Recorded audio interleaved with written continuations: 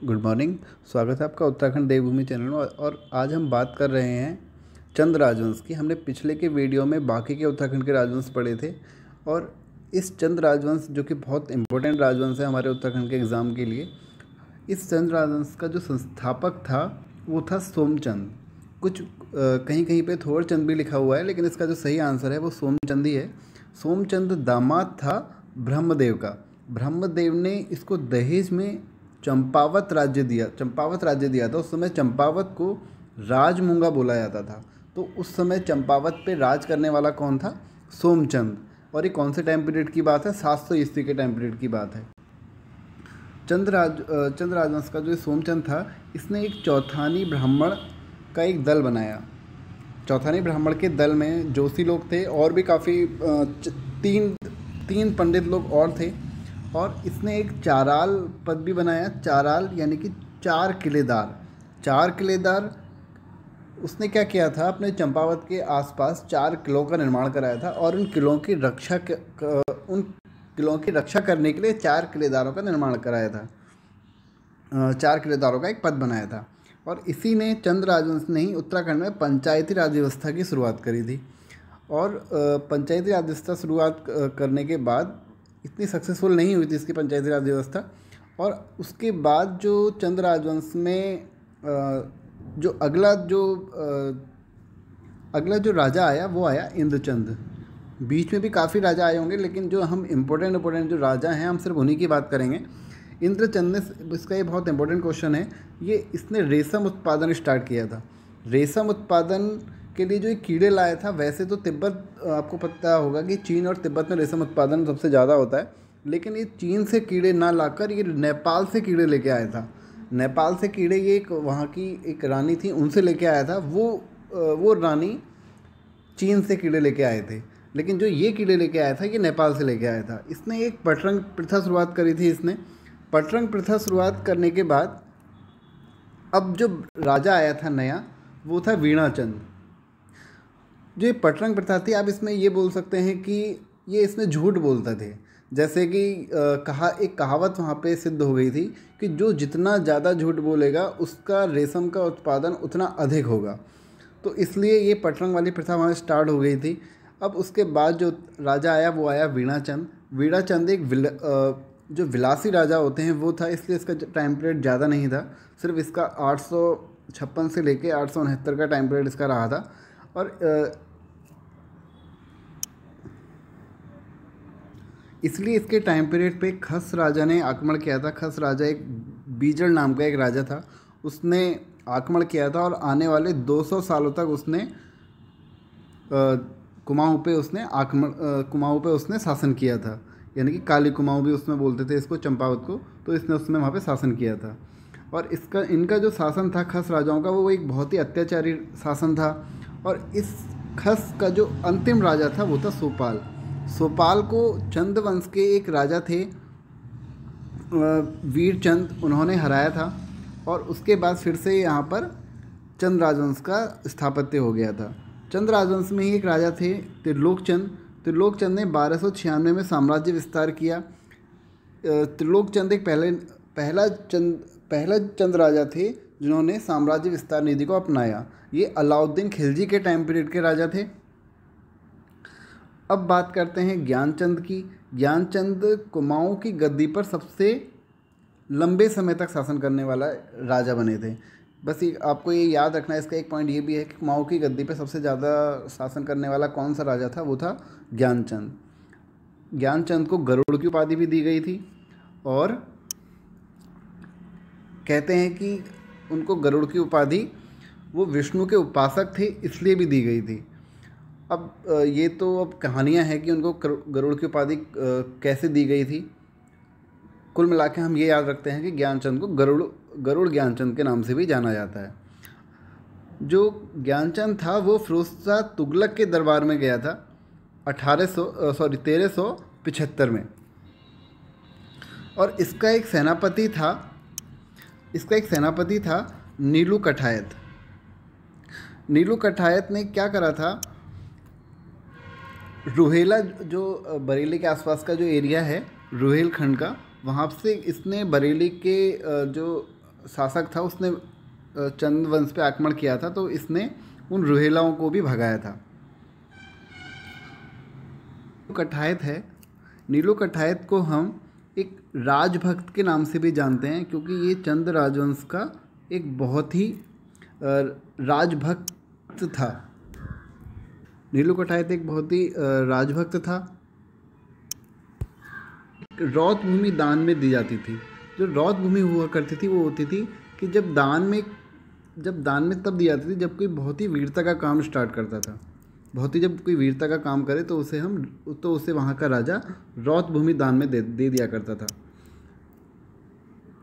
अल्मोड़ा में इस गरुड़ चंद ने, यानी कि गरुड़ ज्ञानचंद ने, नैना देवी मंदिर का भी निर्माण कराया था अल्मोड़ा में।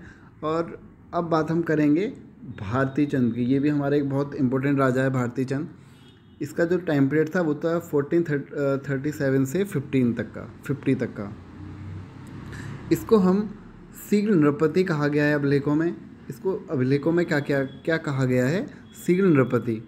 और ये पहला स्वतंत्र शासक था। पहला स्वतंत्र शासक कहने का मेरा मतलब यहाँ पर ये है कि अभी तक के जो शासक होते थे वो सामंतवादी थे, यानी कि वो एक डोटी राज्य था। डोटी राज्य के राजा को पेमेंट दिया करते थे, यानी कि टैक्स दिया करते थे। लेकिन ये पहला ऐसा राजा था जो कि स्वतंत्र शासक था और इसने कभी टैक्स नहीं दिया, तो इससे स्वतंत्र शासक था। और हमारे कुमाऊं में इसको मांडलिक राजा भी बोलते हैं, जो टैक्स पे करते हैं। तो यानी कि ये टैक्स पे नहीं देता था, इसलिए मांडलिक राजा नहीं था।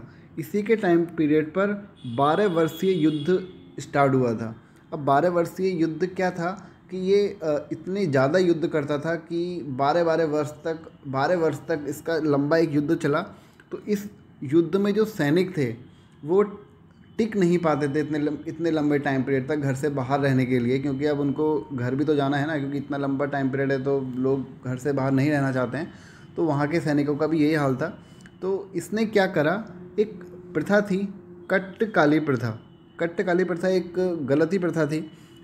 उसमें क्या था कि बिना शादी के ये स्त्री को अपने घर पर रख सकते थे बिना शादी करके। और इस प्रथा के जब ये प्रथा चली, इस प्रथा से क्या हुआ, एक नायक जाति का जन्म हुआ। बाद में नायक जाति प्रथा के लिए काफ़ी सुधार आंदोलन भी चलाए गए, वो अलग टॉपिक है।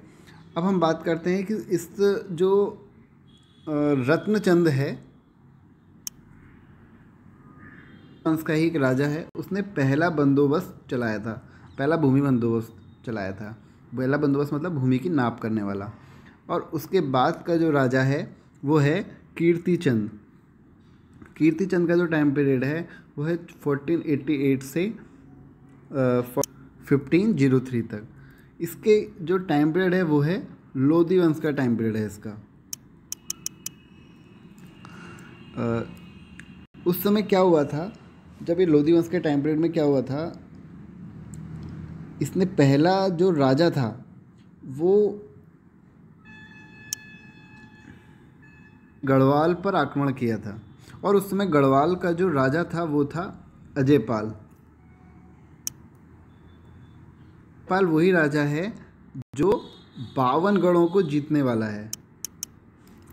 52 गढ़ों को जीतने वाला राजा गढ़वाल का अजयपाल ही था। और कीर्तिचंद को बद्रीदत्त पांडे ने युद्ध प्रिय राजा भी बोला है। अब एक और राजा था मानिकचंद। ख्वास खां एक सेनापति था आदिल शाह का, वो शरण में आया था। और ये आदिल शाह कौन है? ये शेर शाह सूरी का बेटा था। शेर शाह सूरी के 2 बेटों में आपस में युद्ध हो रहा था, एक आदिल शाह और दूसरा एक आदिल खां और दूसरा जलाल खां। आदिल खां और जलाल खां के बीच में जो युद्ध हो रहा था उसमें जलाल खां ने आदिल शाह पे जब आक्रमण किया था तो जो ख्वास खां है वो सेनापति था आदिल खां का, और वो मानिक चंद के पास शरण में आया था।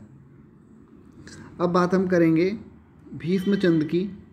जो भीष्म चंद है वो उसका टाइम पीरियड 1555 से लेके 1560 है।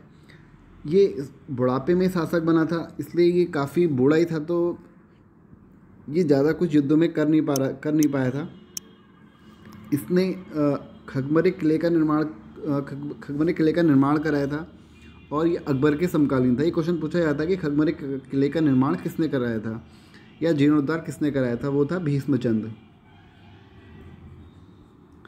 अब हम बात कर और अब हम इसने जो अल्मोड़ा था उस समय अल्मोड़े को खसिया खाला बोला करते थे। अल्मोड़े को उस समय खसिया खाला बोलते थे। भीष्मचंद ने अल्मोड़े का निर्माण तो कराया था, अल्मोड़े की निर्माण की नींव डाली थी इसने। ये राजधानी जो भीष्मचंद था ये बदलना चाहता था। कहाँ अभी तक की चंदों की जो राजवंश थी, जो राजधानी थी वो चंपावत थी।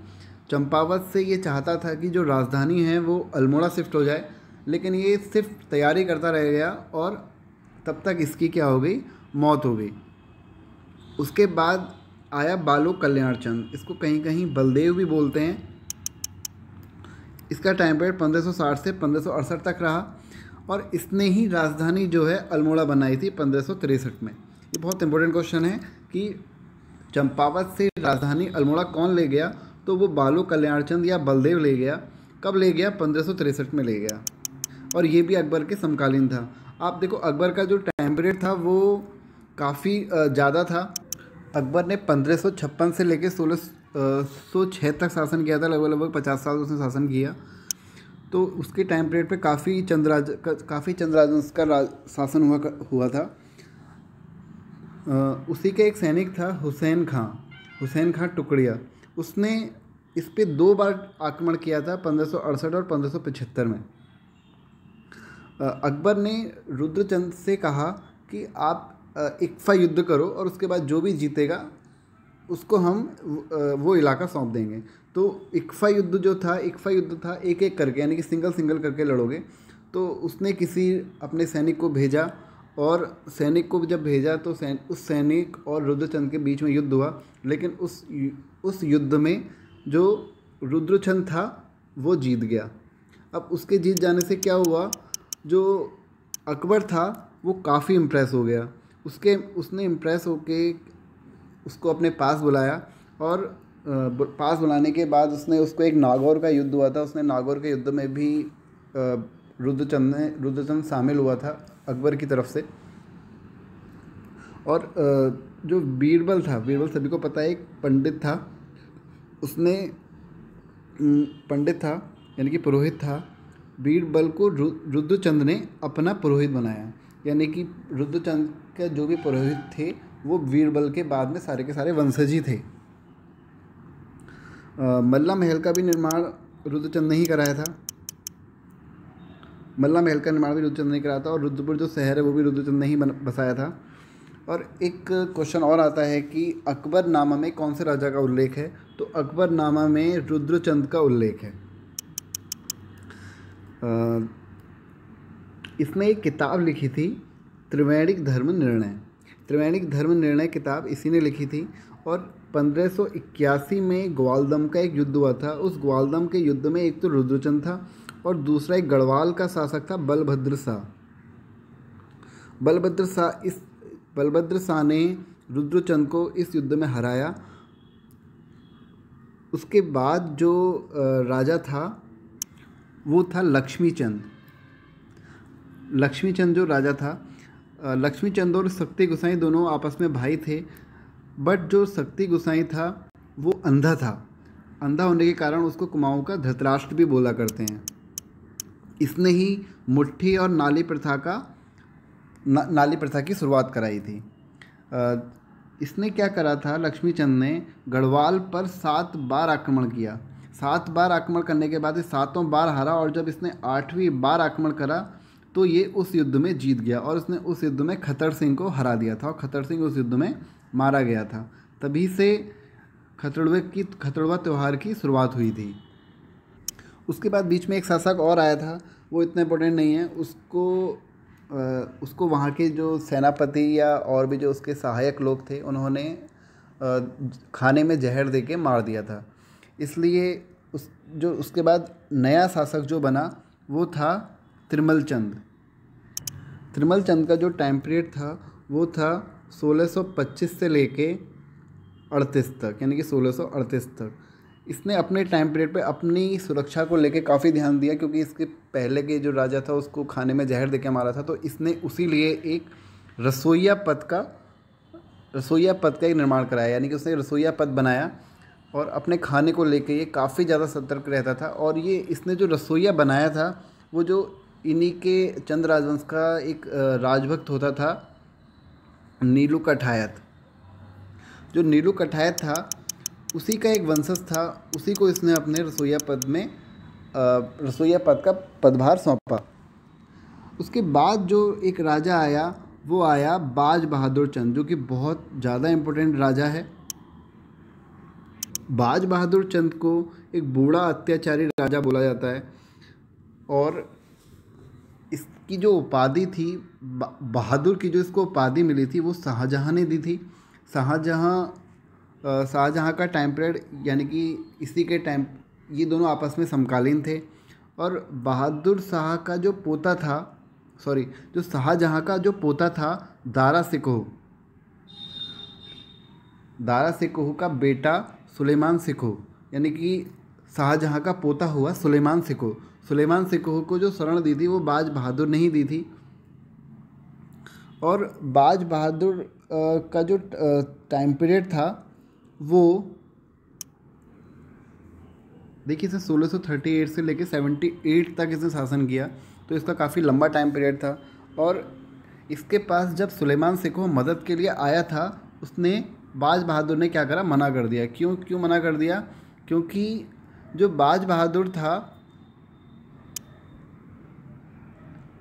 वो कोई रिस्क नहीं लेना चाहता था।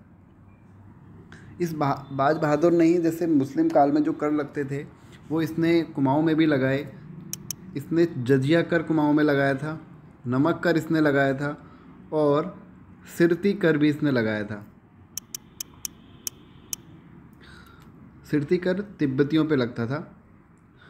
कटारमल जो मंदिर है उसका इसने जीर्णोद्धार कराया था। उसके बाद जो राजा आया वो आया उद्योग चंद। उसका जो टाइम पीरियड था वो था 1678 से 1698। इसको तपस्वी राजा भी बोला गया है। जो उद्योग चंद था वो काफ़ी ज़्यादा अपने स्टार्टिंग के टाइम पीरियड में काफ़ी ज़्यादा उसने युद्ध लड़े हैं, बट बाद में उसने जब उसके एक डॉटी के जो एक राजा था उससे उसका युद्ध हुआ, और उस युद्ध में उसको कहते हैं कि हरा दिया था उस युद्ध में उद्योग चंद को। उसके बाद से ये काफ़ी ज़्यादा धार्मिक हो गया था, और उसके इसी ने ही लक्ष्य दीपावली अपने यहाँ मनाई थी। लक्ष्य दीपावली में इसने 1000 दियों के साथ मनाई थी। और शख्स है तीलू रौतेली। जो तीलू रौतेली थी 8 अगस्त 1661 को हुआ था बिंदुली, और इसको गढ़वाल की लक्ष्मी बाई भी बोलते हैं। ये सारे क्वेश्चन एग्जाम में पूछे गए हैं। और 7 साल इसने लगातार युद्ध किया था। इसको लास्ट में एक धोखे से एक रामू रजवार नाम का एक सैनिक था, उसने नयार नदी के तट पर इसकी धोखे से इसने हत्या कर दी थी।